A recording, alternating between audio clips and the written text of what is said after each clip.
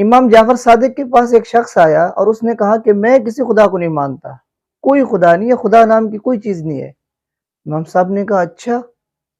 اس نے کہا جی میں بالکل کسی خدا کا قائل نہیں ہوں۔ امام صاحب بڑے حیران ہوئے، اس سے پوچھا اچھا یہ بتاؤ تم نے کبھی سمندر کا سفر کیا ہے؟ اس شخص نے کہا بالکل کیا ہے۔ تو امام صاحب نے اس سے فرمایا اچھا یہ بتاؤ اس سمندر میں تمہارے ساتھ کیا ہوا تھا، اس واقعے کی تفصیل بتاؤ۔ اب اس شخص نے سمندری سفر کی تفصیل بتائی اور کہنے لگا حضرت ایک مرتبہ ایسا ہوا، ہم سمندر میں سفر کر رہے تھے، کشتی بڑی مضبوط تھی، لوگ تھے ملاح بڑے سمجھدار تھے، کشتی کو چلا رہے تھے کہ اچانک طوفان آیا اور ہماری کشتی کے ٹکڑے ہو گئے، ٹوٹ گئی۔ اب سارے لوگ ڈوب گئے، ملاح بھی ڈوب گئے، صرف میں بچ گیا۔ حضرت نے کہا اچھا پھر کیا ہوا؟ اب اس شخص نے کہا کہ حضرت میں ایک تختے پر سوار ہو گیا، اب چلتے چلتے پھر اچانک یہ ہوا کہ وہ تختہ بھی ڈوب گیا۔ امام صاحب نے کہا تم کیسے بچ گئے؟ اس نے کہا بس میں ہاتھ پاؤں مارتا رہا، ہاتھ پاؤں مارتے مارتے سمندر کے کنارے پہنچ گیا اور یوں بچ گیا۔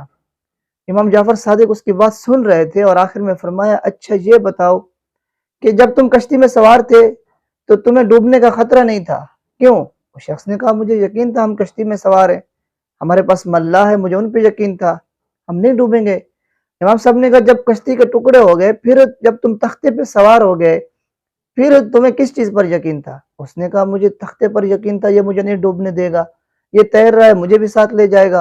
امام صاحب نے کہا اچھا یہ بتاؤ کہ جب وہ تختہ بھی ڈوب گیا پھر تمہیں کس چیز پر یقین تھا؟